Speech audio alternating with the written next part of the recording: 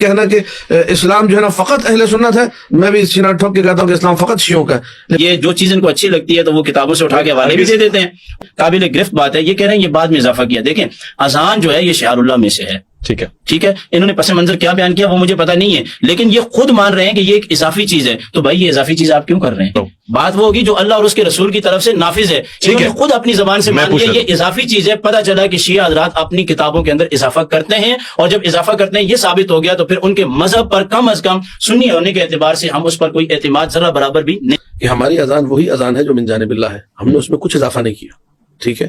اشہد ان لا الہ الا اللہ وحدہ لا شریک لہ، کیا اللہ کی طرف سے ہے؟ نہیں ہے، ہم اسلام کہہ رہے ہیں، یہ کیا اضافہ کہلائے گا؟ نہیں کہلائے گا۔ اشہد ان محمد رسول اللہ کے بعد صلی اللہ علیہ وآلہ، یہ لوگ آل کو کھا جاتے ہیں، ہم لوگ تو خیر کہتے ہیں وآلہ، ٹھیک ہے۔ کیا یہ اضافہ کہلائے گا؟ نہیں کہلائے گا۔ میں آپ کے سامنے کاش کی اپنی کتابیں پڑھ کے آتے تو یہ کبھی نہ کہتے کہ ہم نے رسول اللہ پہ الزام لگایا اور ہم نے یہ کہہ دیا کہ حی علی خیر العمل نکال دیا اور جو الصلاۃ و خیر میں شامل کر دیا۔ میں ان کی کتابوں کا حوالہ دیتا ہوں کہ علم کلام کی ان کی بہترین اور شورۂ آفاق کتابوں میں سے، میں ان کتابوں کے حوالے سے بات کر رہا ہوں۔ اور تفتازانی سعد الدین تفتازانی نے اور کوشجی نے مبحث الامامہ، امامت کی جو بحث ہے، تجرید کتاب خواجہ نصر الدین طوسی کی، یہ علم کلام کی وہ کتاب ہے جس پر شیعہ سنی سب نے شروعات لکھی ہے، علم کلام کی ایک اہم کتاب، اس میں یہ جملے موجود ہیں سعد الدین تفتازانی کے بھی اور کوشجی کے بھی۔ ان عمر بن الخطاب قال وهو على المنبر، عمر بن خطاب نے کہا جبکہ وہ ممبر پر تھے، ثلاث كن على عهد رسول الله صلی اللہ علیہ وآلہ وانا انهى عنهن، تین چیزیں تھیں جو رسول کے عہد میں تھی اور میں اس سے منع کرتا ہوں۔ ٹھیک ہے، مطلب کیا ہے؟ ٹھیک ہے، مطلب یہ کہ رسول کے عہد میں تھی اور حضرت عمر یہ کہہ رہے ہیں کہ میں اس سے نہیں کرتا ہوں، وَأُحَرِّمُهُنَّ، میں ان تین چیزوں کو حرام قرار دیتا ہوں، وَأُعَاقِبُ عَلَيْهِنَّ، اور میں ان تینوں چیزوں پر سزا دوں گا۔ اب آپ مجھے بتائیے کہ میں کس کا اعتبار کروں؟ مذہب اہل سنت کا اعتبار کروں جن کے امام یہ کہہ رہے ہیں کہ رسول کے زمانے میں تین چیزیں تھی، میں ان تینوں سے روکتا بھی ہوں، میں ان تینوں کو حرام بھی قرار دیتا ہوں، میں ان تینوں پر سزا بھی دوں گا، اور ان تین چیزوں میں سے ایک چیز جو ہے وہ نماز میں اذان میں حی علی خیر العمل ہے، حی علی خیر العمل سے میں منع کرتا ہوں۔ بھائی کیوں منع کرتے ہیں؟ اس کی وجہ بھی علماء اہل سنت نے اپنی کتابوں میں لکھی ہے، کاش کے یہ پڑھ لیتے تو اس میں واضح ہو جاتا ہے ان کے لیے کہ حضرت عمر نے یہ فرمایا کیونکہ حی علی خیر العمل کو لوگ سنیں گے تو وہ خیر العمل نماز کو سمجھیں گے تو وہ جہاد میں کوتاہی کریں گے، سستی کریں گے، لہٰذا اس جو ہے جملے کو اذان سے انہوں نے نکلوا دیا۔ پھر اسی طریقے سے اور دنیا کی کتابیں میرے پاس، دنیا کے حوالے موجود ہیں، اہل سنت کتابیں جس میں یہ واضح موجود ہے۔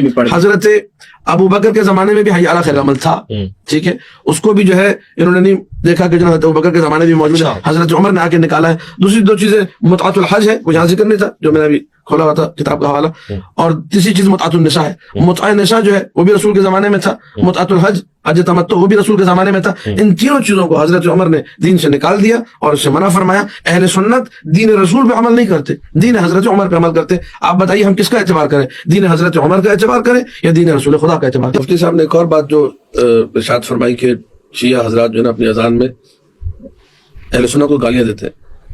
اولاً تو ہے کہ گالی دینا اس طریقے سے اہل سنت کو گلی کوچے کے اندر آ کے، میں ایسے طالب علم ہوں، میں حرام سمجھتا ہوں۔ میں مسجد اور منارہ اذان میں جا کے دینا تو بہت دور کی بات، بہت اچھی بات، بہت اچھی بات کی آپ، دل خوش ہوا۔ میں تصور بھی نہیں کر سکتا کہ کسی اہل سنت بھائی کو ملائے عام گلی کوچے بازار میں آ کے گالی دوں۔ ماشاءاللہ، تو وہ گھر جو خدا سے منسوب ہے، خانہ خدا ہم کہتے ہیں مسجد کو، جو مسجد ہے جو خدا کا گھر ہے جہاں پہ ہم لوگ بہت ساری وہ رعایتیں کرتے ہیں جو شاید گلی کوچے میں نہیں کرتے، تو میں پاگل ہوں کہ جا کے منارہ اذان پہ اہل سنت بھائیوں کو اور پوری قوم کو گالیاں دوں۔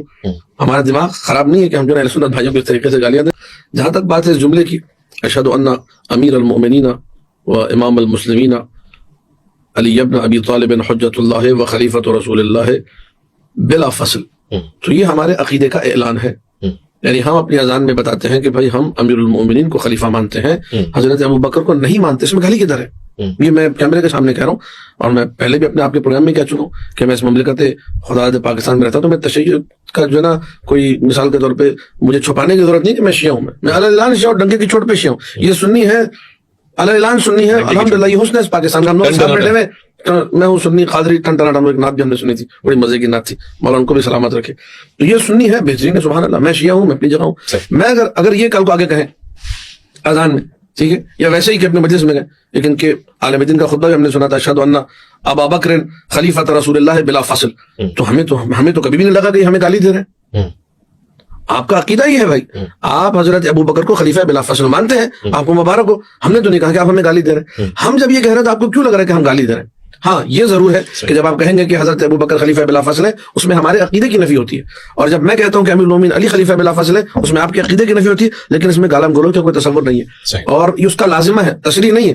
ہم کہتے ہیں امیر المومنین خلیفہ بلا فاصل ہیں، اہل سنت برادران ہمارے بھائی وہ چوتھا خلیفہ مانتے ہیں، ہم لوگ پہلا خلیفہ مانتے ہیں، اور یہی تشیع اور تسنن کی شناخت ہے۔ اگر اس کو نکال دیا تو ہم سب ایک ہو جائیں گے، پھر شیعہ سنی رہے گا ہی نہیں کوئی۔ آپ نہیں چاہتے ہم ایک ہو جائیں؟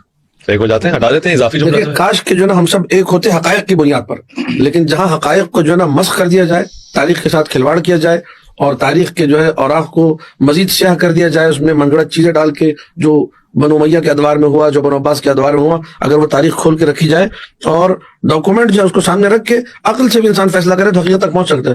کہ یہ عقائد کی کتابیں اٹھا کے ہمیں حوالہ دے رہے ہیں اور کہہ رہے ہیں کہ حضرت عمر نے یہ کیا، ہمیں کسی بھی ایسی کتاب کے اندر جیسے فتاوی شامی میں دکھا دیں، بخاری میں دکھا دیں، مسلم شریف میں دکھا دیں، یہ نسائی میں دکھا دیں، قرآن میں کہیں دکھا دیں، کہیں پہ بھی نہیں، تفسیر کے اندر دکھا دیں۔ یہ ایک جناب سید میر شریف کو لے کے آگے اور علامہ تفتزانی کو لے کے آگے میں نے یہ کہا حضرت عمر پہ، نعوذ باللہ میں نے الزام لگایا، میری کیا مجال کہ میں حضرت عمر پہ الزام لگاؤں۔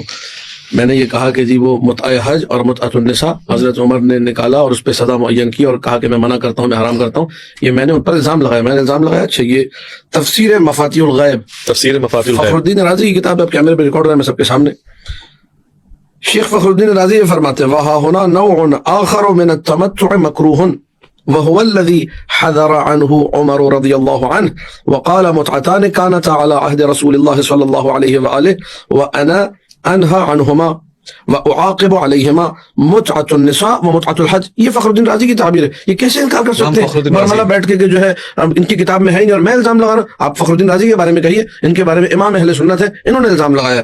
قال القرطبی، یہ بندر ٹاؤن میں چلے جائیں، گرو مندر پہ آج ہی میں کتابیں لے گیا تھا، وہاں تفسیر قرطبی سامنے لگی ہوئی ہے، ٹھیک ہے، جامع الاحکام کی تفسیر کا نام ہے، جلد نمبر 2 صفحہ نمبر 392۔ والوجه الثالث من التمتع هو الذي توعد کہتے ہیں توعد، ڈرانے دھمکانے کو، جس پہ ڈرایا دھمکایا عمر بن الخطاب رضی اللہ تعالی عنہ۔ وقال متعتان كانتا على عهد رسول الله صلی اللہ علیہ وسلم، یہاں دیکھیں وآلہ نہیں ہے، انا انہا عنہما واعاقب علیہما، یہ کون کہہ رہے جی؟